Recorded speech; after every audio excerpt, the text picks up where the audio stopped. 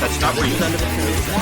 Very ignorant pastor's section of hell. It will be filled. Not a bad synopsis. Howdy, I'm not Brad, and neither are you. Whoa, hold on. No. What? First of all, what are you doing? I I'm was Brad told and you you're weren't not. going to be here. This is my show. Where's the producer? Give me the producer. Tell you what. We'll share. Okay. Okay. I think maybe. Yeah, we'll see how this goes. We'll share this week. Okay. Yeah. All right. Okay. But anyway, you weren't supposed to be here, but yeah, I guess I'll allow it. I have to assert dominance quickly now that you're here. right. Yeah. No. Okay. Yes. Welcome everyone to another edition of Brad Rants. Having Seamus on with us tonight, and we're gonna share. We'll share. and so see how this goes. and so you'll get to watch us both rant about videos that our producer has prepared for me to watch. Me to watch. What are you going to do all the way out over there on the East Coast? The right coast. What are you going to do on the left coast? That's actually fair. You know what? You win round one, okay? Oh, Jeremy, what do you got for us tonight? Anyone know how to pronounce this road?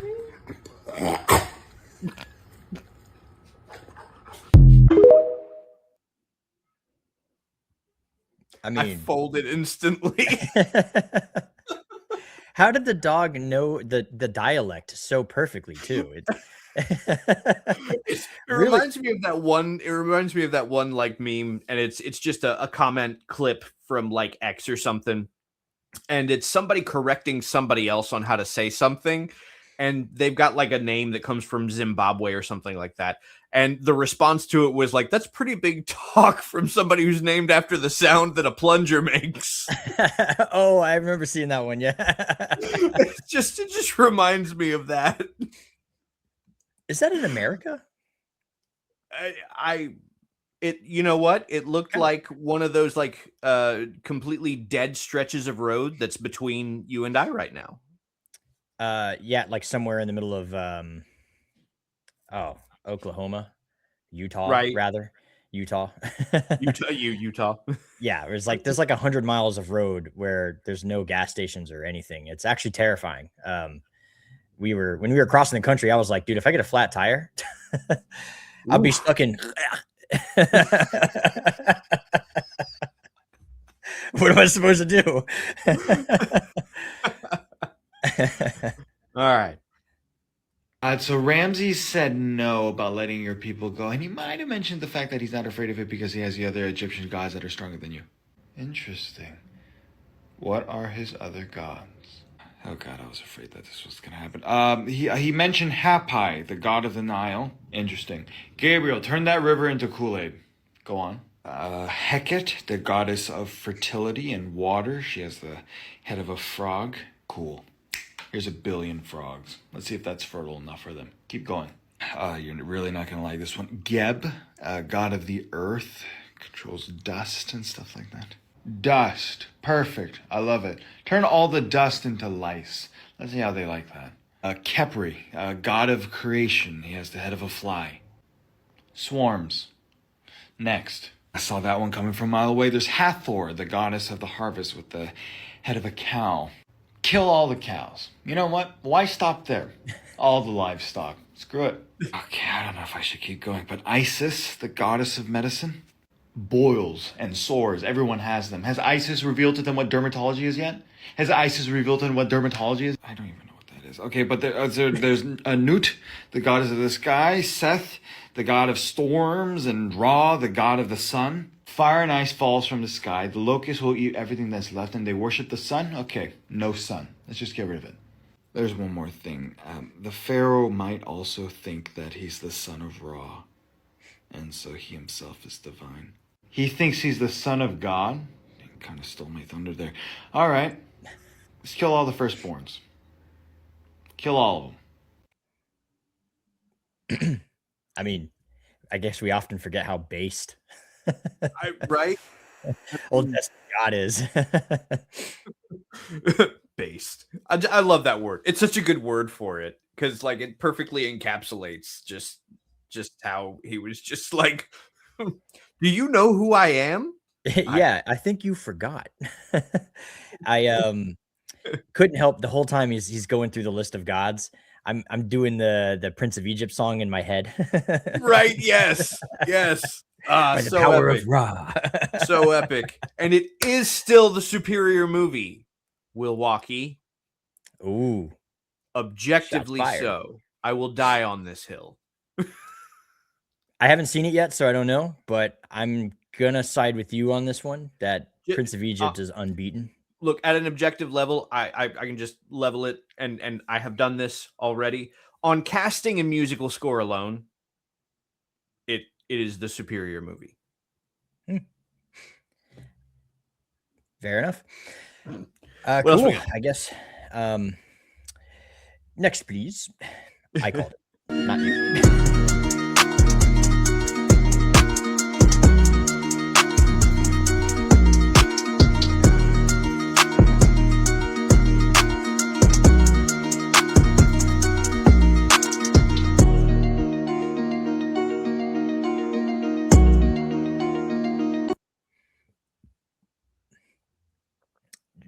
You know,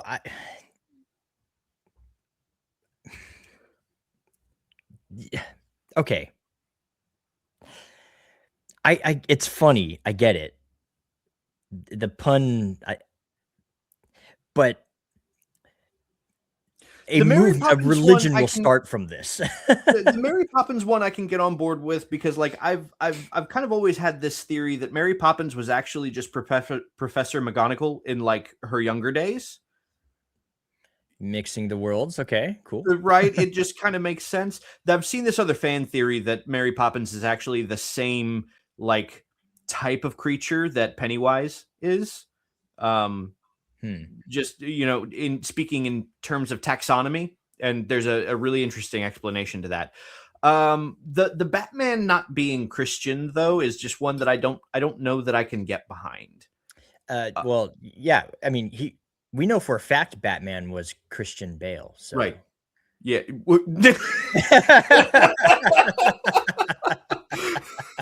was about to go on a whole Neo-Kun. Batman is ontologically Christian, right? Ontologically. he's just objectively based, right? How can you say that Batman is not Christian? But I can see like what he's doing with the fonts and totally see this being locked in some sort of Christian movement where they like stop using certain fonts because they're not very Christian. I can totally see that. I mean, it's being done with just about everything else. I feel like this is the only thing we're missing at this point. So, right. No, you definitely had the better argument there. That Batman is obviously Christian Bale. Yeah, I mean, how could you be so stupid? Not you, him. Well, Christians can't worship Bale though. That's a great point. You got me, actually. Roll tape.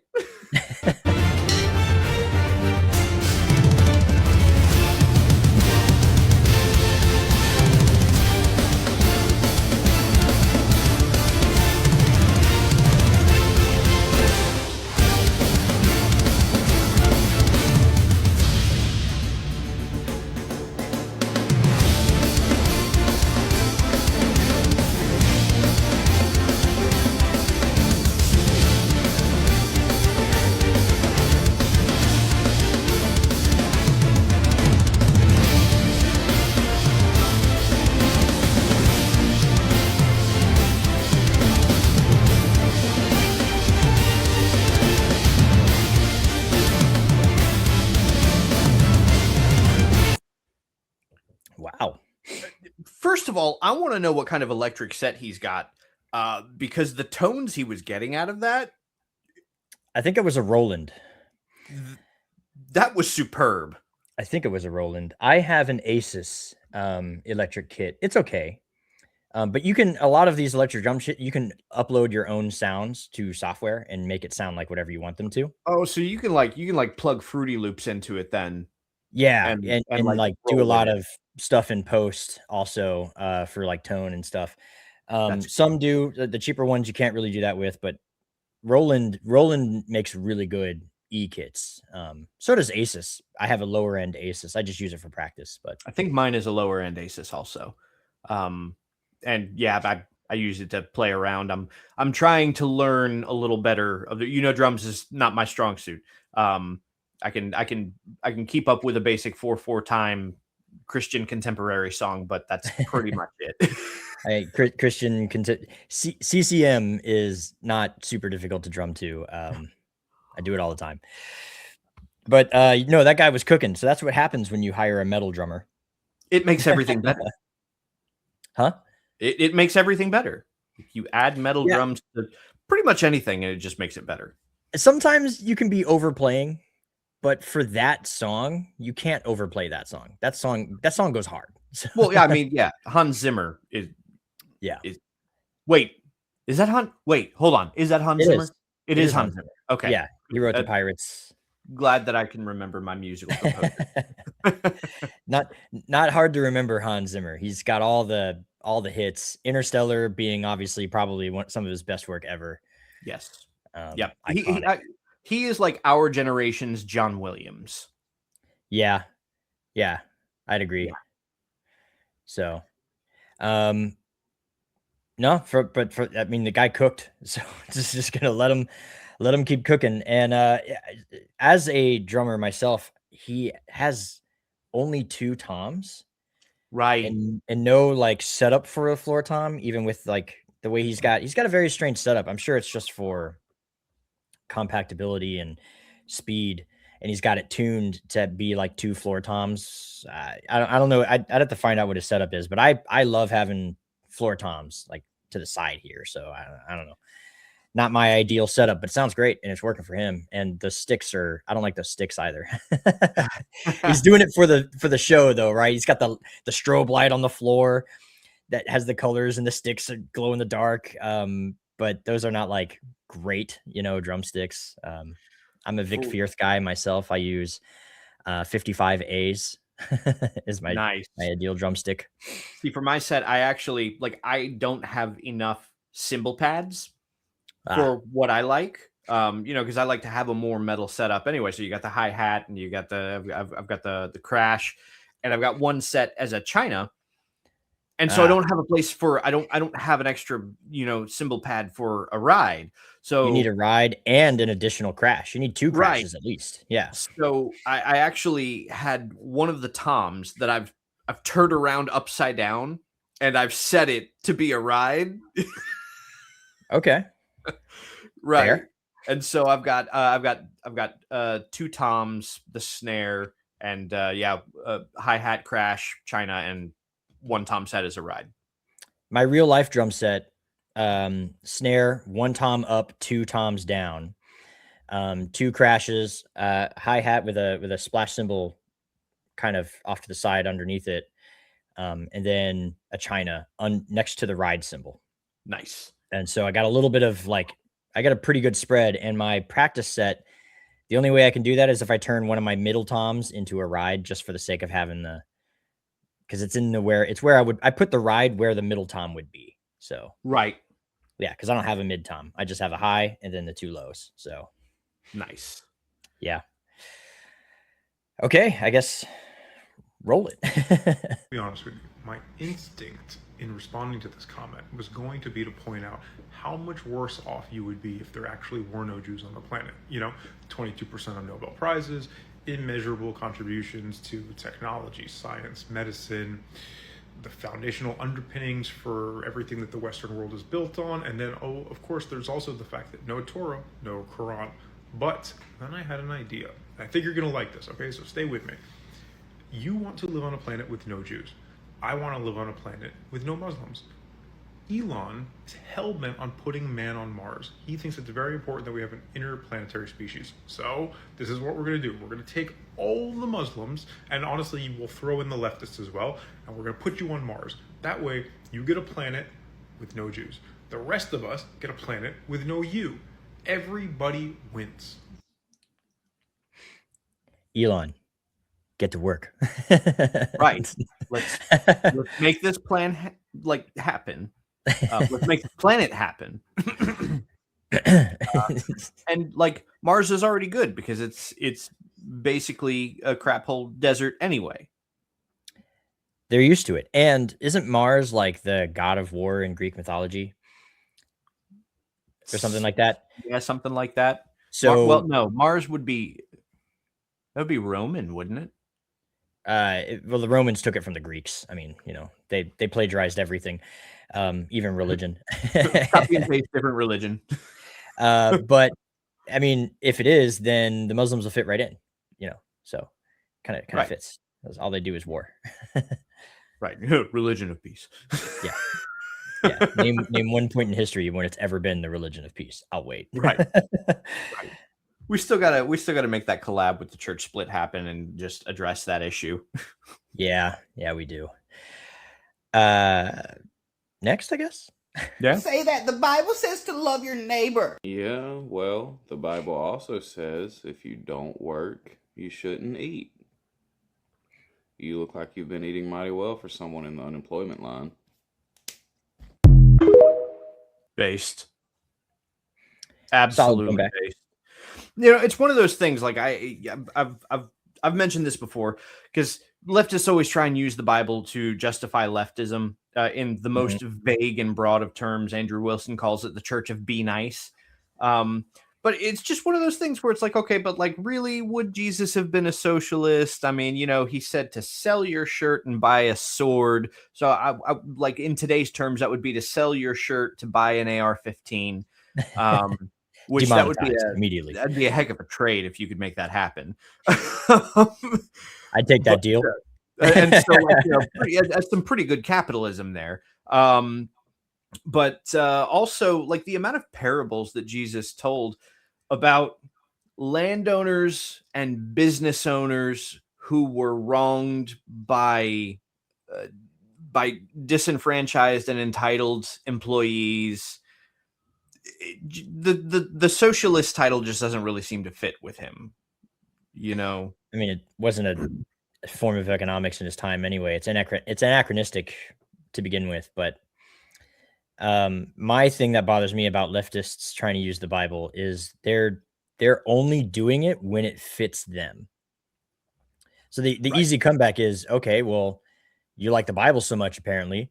How about the whole rest of it outside of the one verse you're quoting out of context? Let's just give you that one. How about the whole rest of it? You ready to accept the Lord Jesus Christ as your savior? You ready to start wearing seats and everything, buddy? Let's go. Now you're all up. Now you're all about it, right?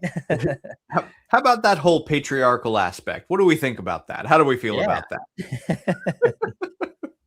Especially if it's a leftist woman talk to you. Hey, silence in the church. Right? Where's your head covering? Yeah, what are you doing without a head? But yeah, it's completely disingenuous, and it's obviously it's nonsense, and so never engage with it seriously. No. Yeah. Mock those people. Yeah, mock them. Like, people. There's a certain breed of argument that really is only worth mocking, and that's one of them. Yep. Agreed. Answer a fool according to his folly. Watch a movie Facts. where, in pursuit of ultimate power, a purple being must have a young woman's fate bargained for in a magical contract. Does this movie feature someone obsessed with collecting items and securing them all in one place? Oddly specific, but yes. And does this person Little use Mermaid. magic to manipulate the lives or souls of others? Even more oddly specific, but still yes. And is there a young woman with red hair who longs to escape the confines of her world and find a life of freedom she's never truly known? Let me think about that.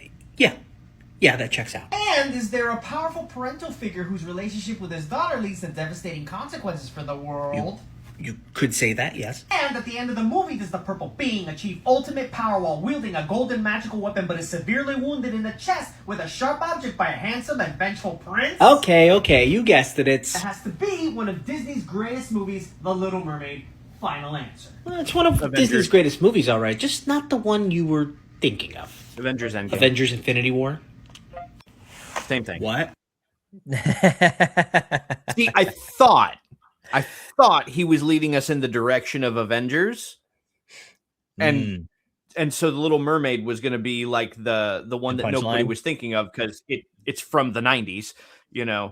But he pulled a switcheroo. Yeah, I was thinking Little Mermaid as he was talking, and so I was waiting for the punchline. I was like, what could it be other than Little event? Okay, Yep. I had the opposite effect. Yeah. Yeah. I'm a cinephile, so like I had both in the chamber, but I thought he was going for the more recent, more relevant movie. Because like the last one that I saw last week was he was describing and leading in the direction of Moana, and Moana was the wrong guess, and Pocahontas was the correct guess. Because those plots overlap with one another. There's like, I want to say it's because Disney sucks and they've run out of ideas, but also isn't there like 36 actual plots that you can pull from for storytelling or something? Like there's actually a finite number of plot devices and storylines. There is. There's you know, it's like major keys in music, right? Yeah. If you're playing in a major key, there's like only like 8 variations of chord progression that you can use or something like that. There's technically only 8 modes within any given major key. Right. But that's modes, Dorian mode. you're limited in spite of the diversity. And with storytelling, it's the same thing, which is why the Bible actually includes pretty much every single one of those story tropes, you know? Yeah, I think so. The only thing it doesn't include is like a Mary Sue, because that's a trash story writing technique. But Deborah. You know what? Deborah fits because and I've pointed this out several times. Like, you have all of the judges that come before Deborah, and the text reads that God raised up so-and-so, God raised up so-and-so, God raised up so-and-so. Right. Then you get to Deborah, and it's like Deborah was judging in Israel at this time. So she's kind of just like presented as already being a judge, and she's already being awesome and everything. And that fits the Mary Sue. So you know what? I retract my statement. The Bible even includes a Mary Sue. Yeah. You heard it here first, folks. Oh, go for it. Mom called me recently, and she confessed that when she was pregnant with me, she took Tylenol.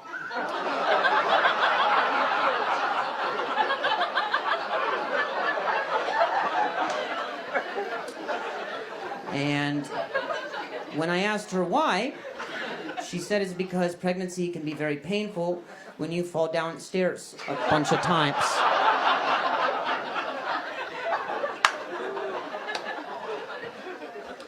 And I said, did it help? And she said the Tylenol did and the stairs did not. But not every 12-step program works, you know.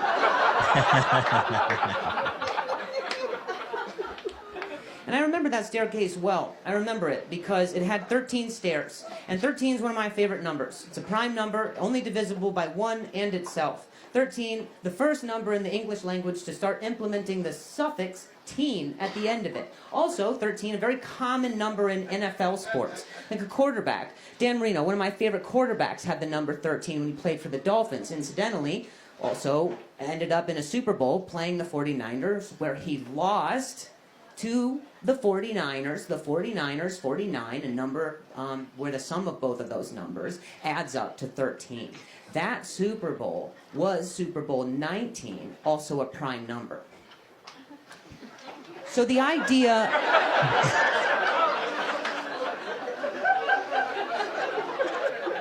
the idea that it leads to autism, I think, is insane. Yep. Nice. Excellently executed. Bro was like, Tylenol makes you autistic. Let me prove to you how. I'm sitting here the whole time when he went off on his Tylenol rant, and I was like, I looked down on my desk and I have exactly 2 patches sitting here for some reason. And I was like, oh no.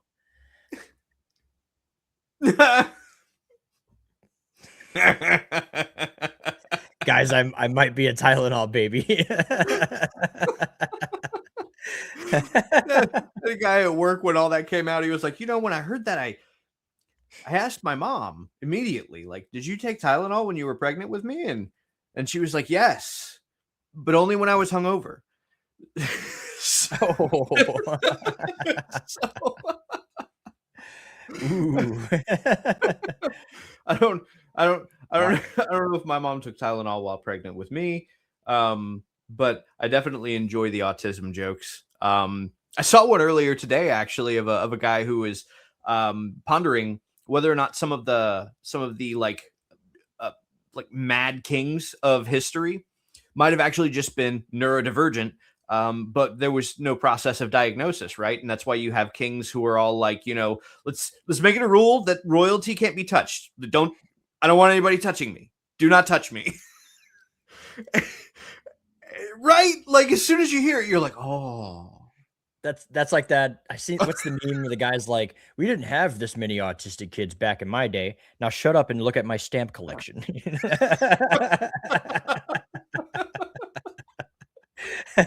Oh, it's beautiful. I love it. Just undiagnosed. Next meme.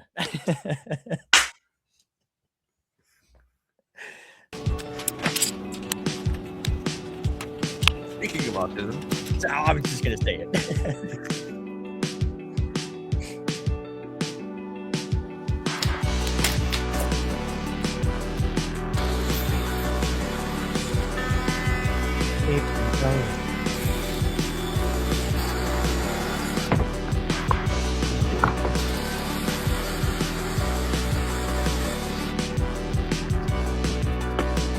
Speaking of autism,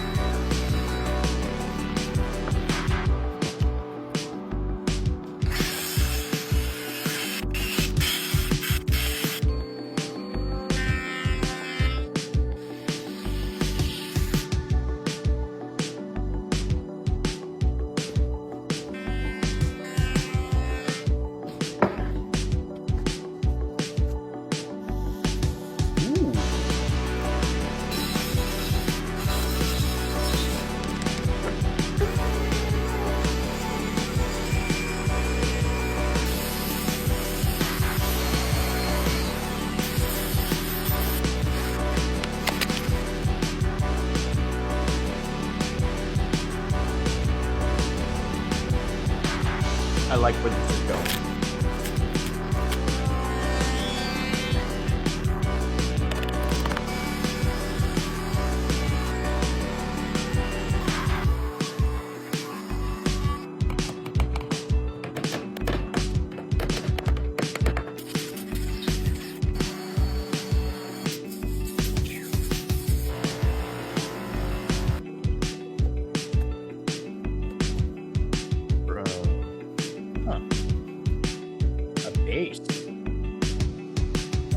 That's pretty cool. Wow. That's super cool.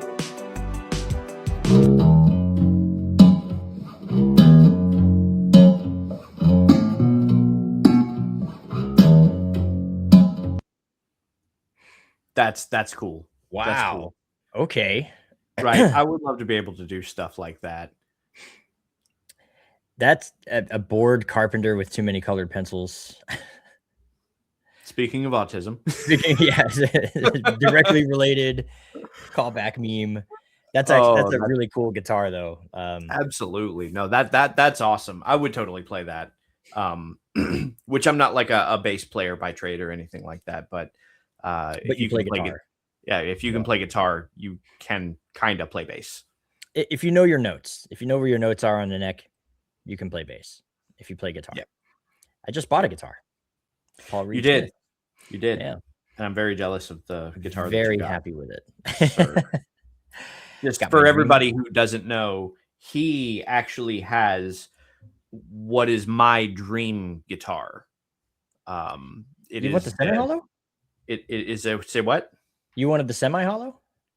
Yes, the semi-hollow baritone. Yes, I thought you wanted just the full hollow. Well, I'm building a full hollow because it's got the 2 F holes.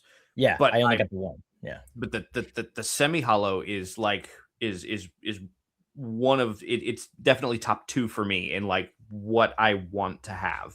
Oh, I didn't realize it was yours also. I was like, that's the one. Yes, yes, absolutely. something to take. Yours is 24 fret. Yeah, it's custom 24. Yep. Yeah, Semi hollow. Yep. Incredible. Yeah. Amazing. The sound that thing gets is just is heavenly. Oh. Paul Reed Smith knew what they were doing. All of the best bands play a Paul Reed Smith. Like all of them, right? Especially for those of you who love Christian rock. If you're a fan of Skillet, they play Paul Reed Smith. It's just one of the best guitars for that style of music. The sound, the intonation, they're fat. And I found out really what it is. No other guitar company uses tone woods. Every other guitar company is like, doesn't matter what wood you use, everything's in the pickups. And Paul Reed Smith was like, there's a reason they make violins out of maple and mahogany and stuff. So we're going to make our guitars like they make violins.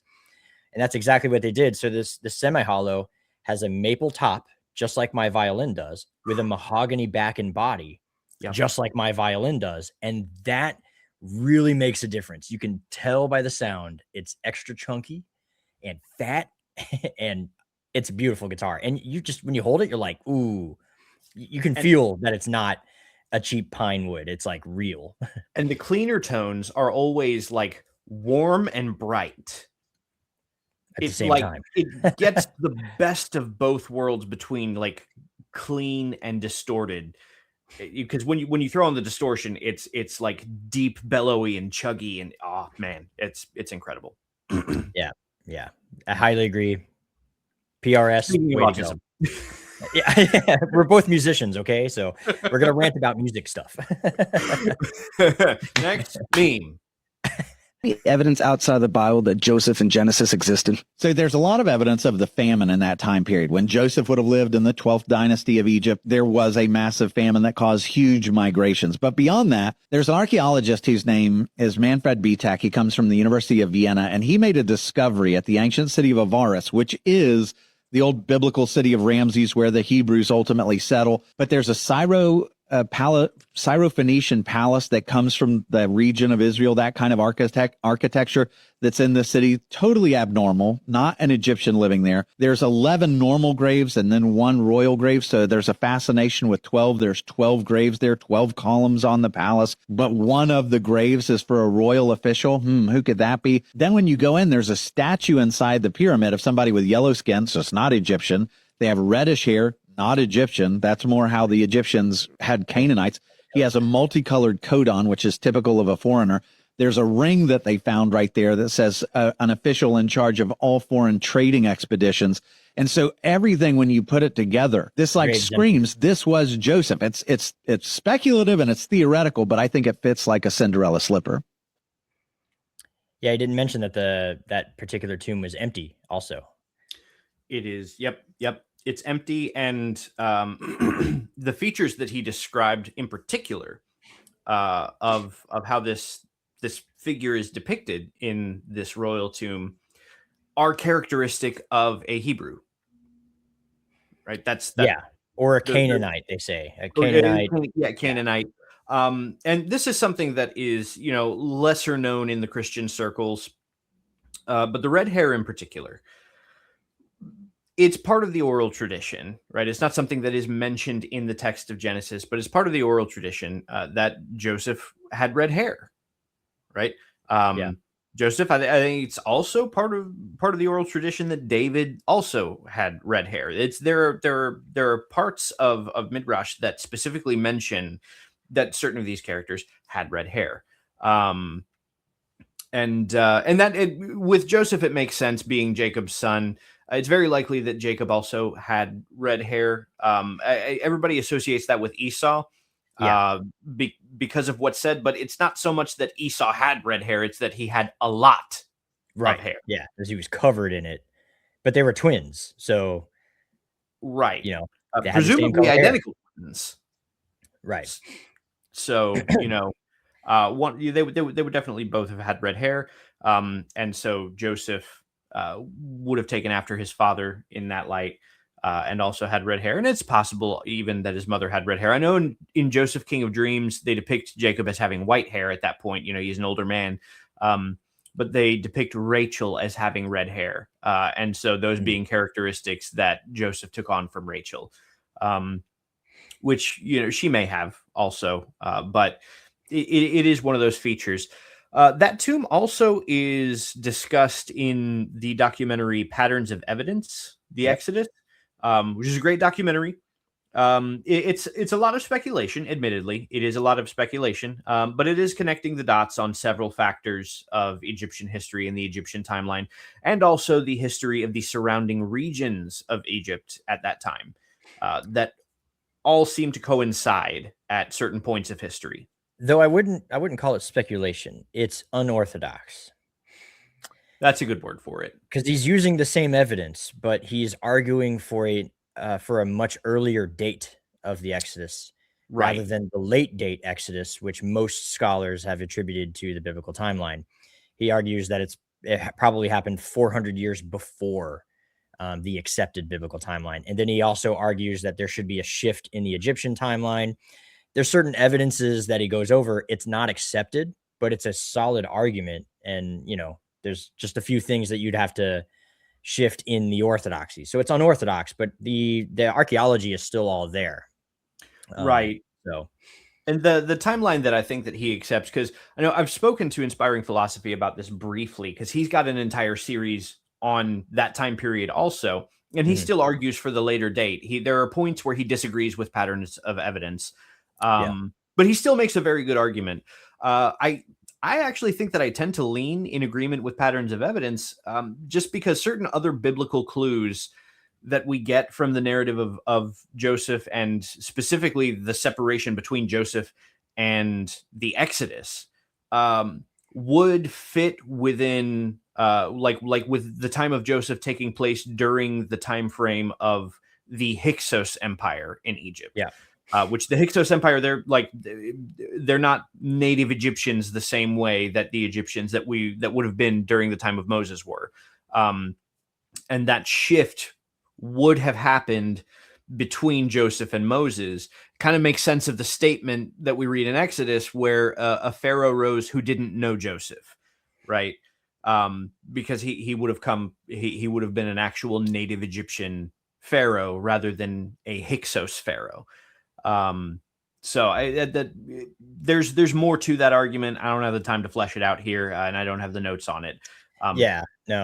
I also accept the earlier dating, and that's mostly because when you take the biblical dating literally, without accounting for rabbinic tradition, and what I mean by that is the Torah is sort of not the Torah itself, rather the prophets.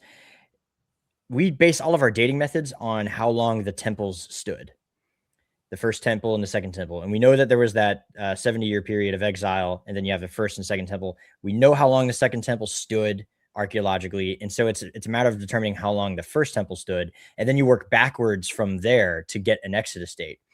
And there are three primary dating methods to determining how long that first temple stood for. And if you just have the biblical tradition, you're going to get something like 410, I think, is the number of years. But rabbinic tradition, or rather it's the other way around. The rabbinic tradition squares it up nicely so that it's basically the same amount of time as the second temple.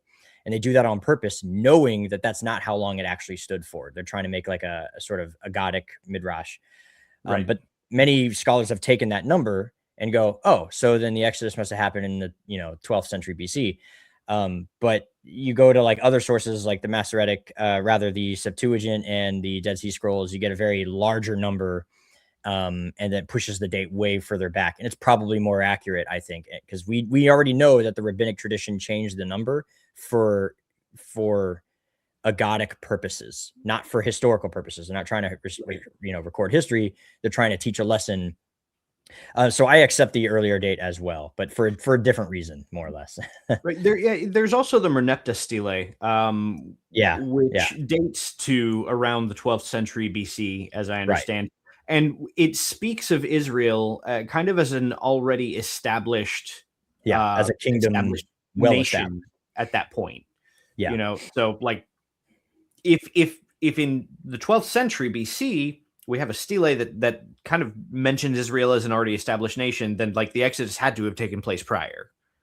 Right. And probably long prior too, because if we're talking about an already established nation, you need at least a generation. So, Right. but the 12th and 13th dynasty of Egypt is about where I would put it also, which is closer to 1400 BC, give or take. But yeah, the 12th and 13th. And if History with Sai YouTube channel, they actually have a great series going through every single Egyptian dynasty. And if you watch his series on the 12th, 13th, and 14th dynasty, he just gives you the facts, the historical facts of those dynasties, and come back and tell me that doesn't sound an awful lot like the Exodus. All right. That's all I'm saying. Right. But modern dating would put the Exodus at a much later date, which was, I think, closer to the 15th and 18th dynasties in the New Kingdom. And so, and then those don't make sense and they don't line up necessarily. But yeah. Right. Well, I think that's the last video for the night. So, sir, what are you drinking tonight? Well, we already saw you're drinking Coors. Yeah, I was yeah, I was just chilling, and then I was told, "Hey, get over here," and I was like, "Oh, okay." Me, I'm still having an old fashioned made with Traveler. I would recommend Traveler. Would. It is Chris Stapleton's whiskey brand. Which that last week I couldn't remember that name. But yeah, Chris, which I'm not a fan of country music. But Chris Stapleton, I do appreciate. His national anthem at the Super Bowl that he did the national anthem at was just absolutely stellar. One of the best renditions of it that's been done. Top three. My top three would be Whitney Houston, Faith Hill, and Chris Stapleton. You know, those are the best three. Carrie Underwood was okay. You know, it's kind of been overdone. So ever since she did it, everybody does it that way, and it's like, you know, that's what I hear played at every, like, you know, yearly conference that I have for the company that I work for. They always play that version. And it was okay. Houston one's the one.